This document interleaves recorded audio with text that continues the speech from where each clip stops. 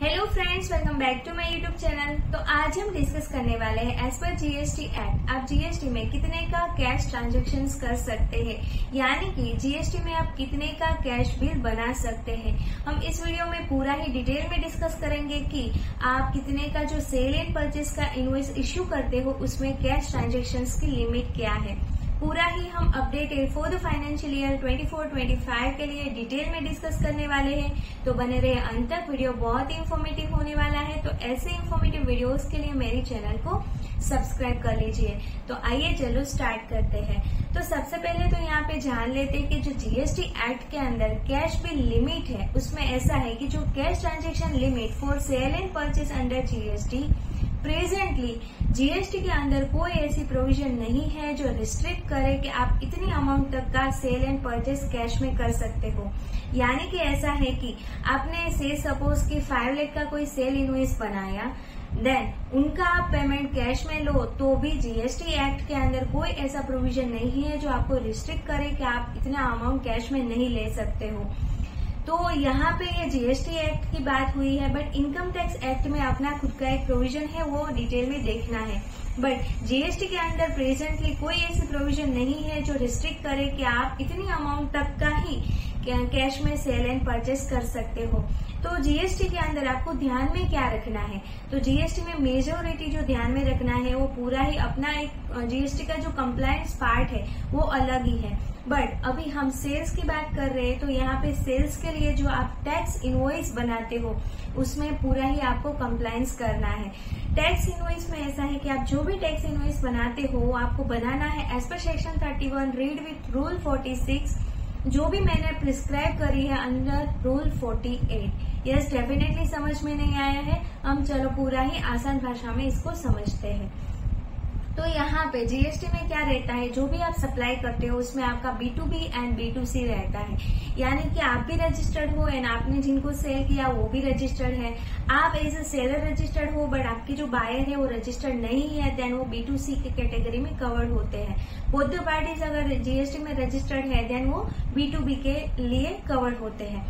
तो यहाँ पे जो इनवॉइस टैक्स इनवॉइस जो बनाते हो, जो क्राइटेरिया डिसाइड होता है ऑन द बेसिस ऑफ कि आपने कौन सी टाइप की सप्लाई करी है।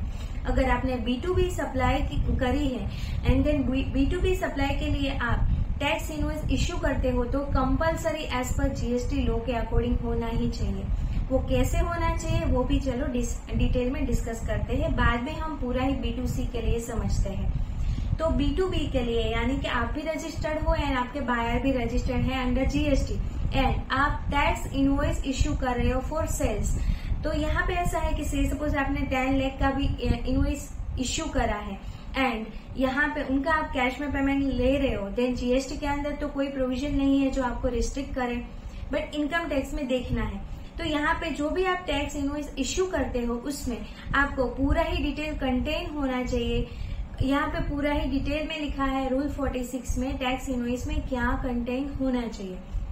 तो यहाँ पे ऐसा है कि जो भी बायर को आप सेल कर रहे हो उनका नेम, एड्रेस, उनका जीएसटी नंबर पूरा ही डिटेल यहाँ पे होना चाहिए, डेट ऑफ इश्यू होना चाहिए। देन यहाँ पे ये भी डिटेल में लिखा है कि HSN होना चाहिए, डिस्क्रिप्शन ऑफ गुड्स होना चाहिए, क्या क्वांटिटी है। जैसे हम पूरा ही टैक्स इनवॉइस पूरी फॉर्मली मतलब पूरा है जो कंटेंट के साथ बनाते हैं वैसा पूरा ही टैक्स इनवॉइस होना चाहिए फॉर B2B ट्रांजेक्शन्स के लिए, यहाँ पे जीएसटी एक्ट के अकॉर्डिंग होना चाहिए।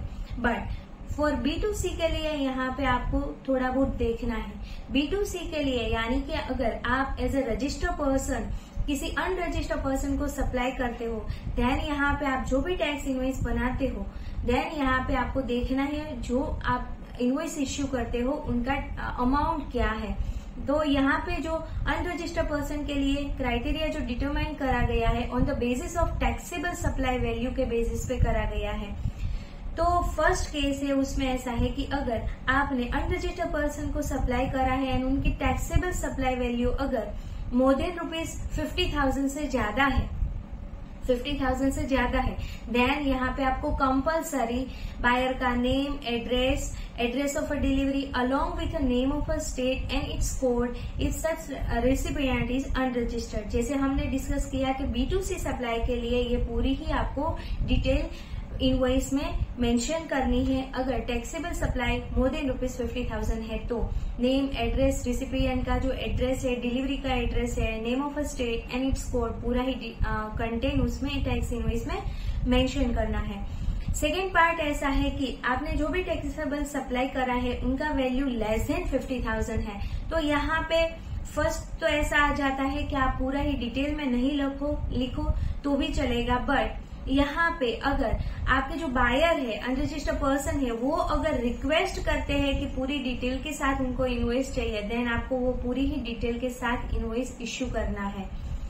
तो ये तो बात हुई टैक्स इनवॉइस की कि टैक्स इनवॉइस में आपको ये पूरा ही ध्यान रखना है फॉर B2B एंड B2C के लिए। बट एडिशनली जीएसटी में जो पूरा ही कंप्लायंस के लिए तो पूरी बहुत सारी डिटेल्स ध्यान में रखनी रहती है कि आपने पूरा ही आपका R1, 3B पूरा ही टाइम पे भरा होना चाहिए। देन जो भी टैक्स है पेएबल वो भी आपने टैक्स पे करना है, वो पूरी ही कंडीशंस अलग है। बट फॉर टैक्स इनवॉइस के लिए पूरा ही आपको ये हमने डिटेल में जो बताया कि ये इनके अकॉर्डिंग आपको पूरा ही कंप्लायंस करना है फॉर टैक्स इनवॉइस के लिए। तो आई होप आपको इस वीडियो से पूरा ही समझ में आया होगा कि जीएसटी में कैश बिल के लिए कोई अभी प्रेजेंटली प्रोविजन नहीं है जो रिस्ट्रिक्ट करे कैश ट्रांजेक्शंस को।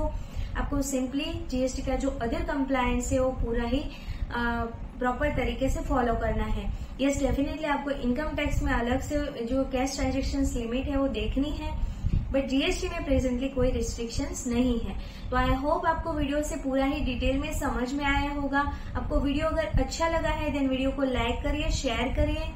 अगर कोई भी क्वेरी है देन जरूर आप मुझे कमेंट करके पूछ सकते हो।